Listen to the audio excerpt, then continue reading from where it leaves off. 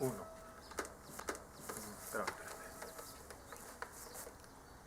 ¿Qué onda? ¿Cómo están, amigos? ¿Cómo les va? Bueno, pues como ven, aquí estamos nuevamente. Ahora ya no estoy solo, estoy con una muy gran y grata y entrañable compañía. Y bueno, pues ahorita lo que nos llama en este video y en este video colaborativo es algo que por lo pronto para mí pues resulta muy grato e importante abordar y celebrar inclusive, porque se acerca el 30 aniversario de el lanzamiento de una de las piezas de hardware más históricas de los últimos tiempos, pues, precisamente de los últimos 30 años. Y vaya, pues que sí resulta de gran goce y alegría, de un orgullo exaltante, porque pues wow, o sea, llegar a esa, o sea, superar inclusive nuestras edades, ¿no? Porque nosotros ya nos estamos acercando a los 30, pero todavía nos falta un ratito. Y bueno, pues antes de seguir continuando con el video, pues les tengo que presentar y hacer presentación célebre a aquí mi gran compañía, mi compañero que va a estar aquí conmigo platicando con mucha alegría, disfrutando del momento y de memorias muy, muy gratas. Aquí mi amigo se llama Ismael. Él tiene un vasto y gran conocimiento en cuestión jugabilística y también en cuanto a cultura japonesa y más específicamente en cuanto a lo que es el anime, el género del anime y también como del anime, el manga, por supuesto. Bueno, pues si quieres presentarte. Claro que sí, mi hermano. ¿Qué tal? Muy buenos días, muy buenas tardes o noches, dependiendo en el momento en que estás viendo el video. Primero que nada, quiero agradecerte con todo corazón y de buena fe el invitarme en esta colaboración muy especial.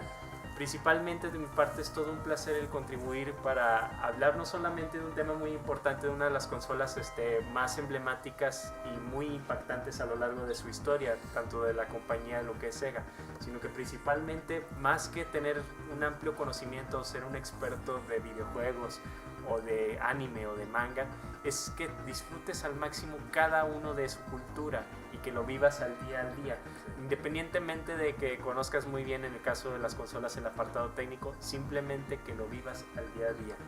Muchísimas gracias por invitarme en esta colaboración especial, esta consola poderosa de 16 bits que en el momento de su lanzamiento hubo una gran lucha de poder en cuanto a lo que respecta a mercado de marketing y publicidad, en lo que respecta al género de las guerras de las consolas, principalmente con Nintendo. En este caso, las comparativas del poder de su procesador, como también los otros componentes en comparación con la consola de Nintendo.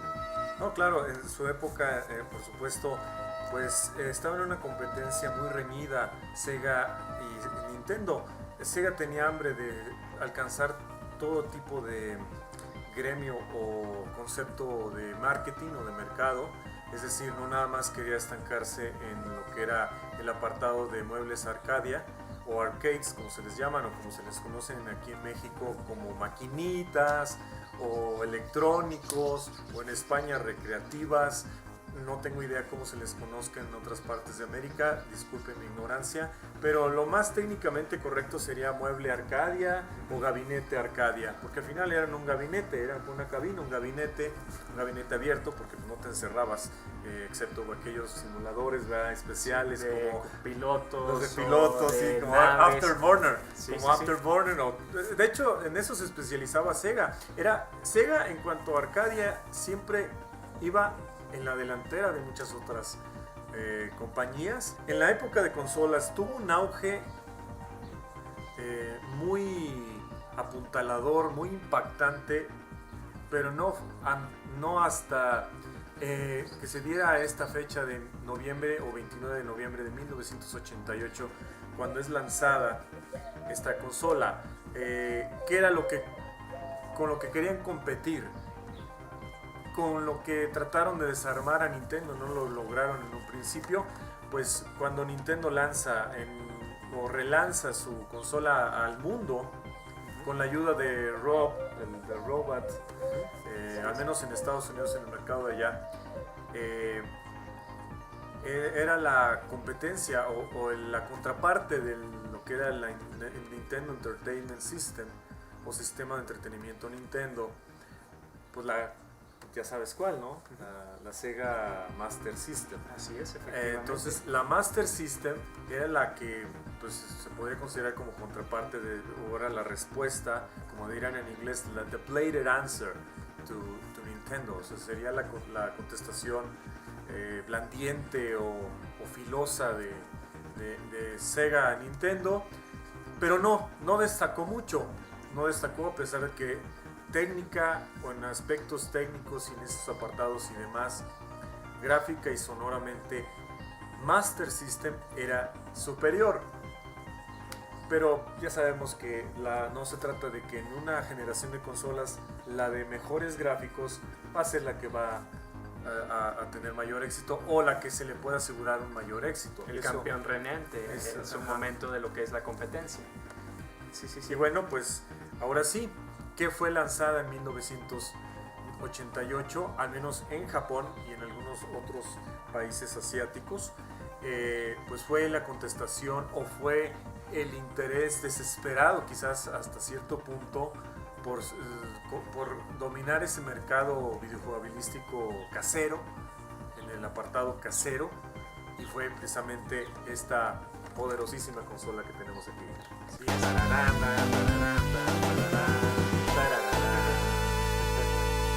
muy impresionante cómo al pasar de los años esta consola no deja de sorprenderme. En lo personal me vuelve a recordar a mis días de juventud. Que sí, aunque parezca que hablo como ya un adulto más grande, pero en lo personal pues todos tenemos nuestro videojugador más inocente por dentro. Y creo que ustedes corroborarán conmigo que si han tenido por lo menos una mínima experiencia con esta consola, yo creo que la habrán pasado en grande, en lo personal. Y es de nuestra parte un gusto de tocar el tema completamente con la consola Sega Genesis. En su principio esta consola pasó por momentos muy difíciles, en un principio muy eclipsado tanto por el NES como también por el lanzamiento del Super SNES. Y en este caso Sega no se dio por vencido, siguió luchando hasta el final y la consola perduró y le generó muchísima competencia. Tanto así que uno de los lemas muy conocidos tanto en Estados Unidos es que Sega hace lo que Nintendo no hace. En inglés el motto es Genesis does what Nintendo don't. O sea, obviamente es un juego de palabras irónico por lo de Nintendo. Sí, o sea, entonces, claro, pero sí, sin duda fue muy combativa esta época, sobre todo por parte de Sega contra Nintendo. Ellos siempre armaron campañas de publicidad combativas, agresivas, radicales, pero eso sí, con ese semblante de levantar o cautivar al jugador y despertar sus más recónditos instintos. O sea, como que Sega, buscaba siempre despertar en el jugador mayor exaltación o catarsis de emociones, mayor paleta de emociones. Nintendo se supeditaba más en géneros muy infantiles o muy oscurantistas, manejaba políticas sumamente oscurantistas. Así es, efectivamente. Más que nada que en su momento de época ambas compañías tenían el principal reto no solamente de innovar con la calidad de sus consolas en el apartado del hardware, sino también en el apartado de los videojuegos. Romper las barreras, como también algunas mecánicas o ideologías que cada compañía tiene. Como ustedes sabrán, Nintendo siempre se ha caracterizado por ser una compañía sumamente estricta y disciplinada en cuanto a sus normas, y eso los genera hasta cierto punto que sean un poco cerrados en lo que respecta a aspectos de innovación. Que sí, efectivamente, con el paso de los años la empresa ha ido innovando, pero han sido pasos que se han ido realizando poco a poco.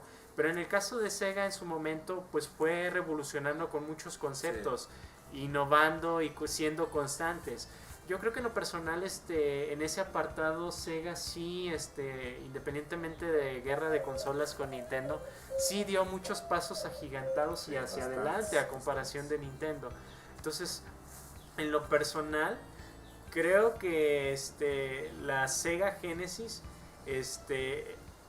dio muchísimos pasos grandes en lo que respecta en el aspecto del gameplay, brindando nuevas experiencias y sobre todo ser constantes. Sin duda, Sega Genesis se caracterizó por ser una consola que proponía más allá de los estándares oscurantistas o quizás exagerando, pues por lo menos políticas muy conservadoras, y pues Sega Genesis fue la que rompió esos estándares y los umbrales, cruzó los umbrales del conservadurismo.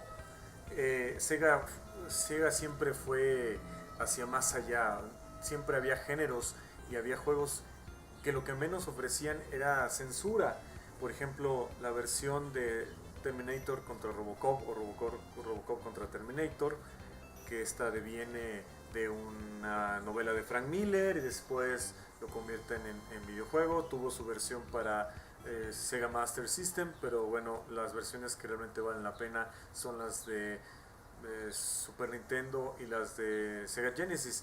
Obviamente, bueno, Super Nintendo muchos dirán que es la superior nada más por el apartado sonoro, pero realmente la versión de Sega Genesis inclusive luce mejor proporcionado a Robocop y tiene efectos de sangre y de gore o de cercenamiento, de explosión sangrienta y demás, quizás exageradas, pero obviamente pues eso exalta y llama más la atención al videojugador más exigente o menos sensible. Más que nada que en el apartado gráfico, que en este caso hablando de Robocop, es que la experiencia sea en su momento, en su época, lo más realista posible para que el videojugador hasta cierto punto, más allá de la imaginación, le dé un poquito más de credibilidad en cuanto a la experiencia. No solamente que estés jugando un videojuego, sino que el videojuego sea lo más visceral posible. En algunos casos. No, en algunos casos sí. Pero claro que el fuerte de Nintendo, al menos en la época de los 80s, de los últimos años de esa década, pues realmente en sí consistía en cuanto a juegos de aventura, de side-scroller, tales como Mario, que es el rey de los side-scrollers, al menos en cuanto a el apartado casero de las videoconsolas o de los videojuegos. Y bien, quizás el enfoque de Nintendo no era la violencia visceral ni sangrienta, pero sí tiene sus títulos violentos, obviamente Nintendo, pero pues obviamente la finalidad a partir de 1987-88 de Sega pues era superar en hardware, era superar en condiciones de gráficos y de mayor realismo o una experiencia mucho más completa o superior a la generación anterior, bueno, la generación de aquel momento, que era la de 8 bits, pues se conseguía con la Sega Mega Drive, porque así fue bautizada originalmente. Como lo dijimos, fue lanzada en 1988, en noviembre, en Japón, y creo que en algunos otros países asiáticos.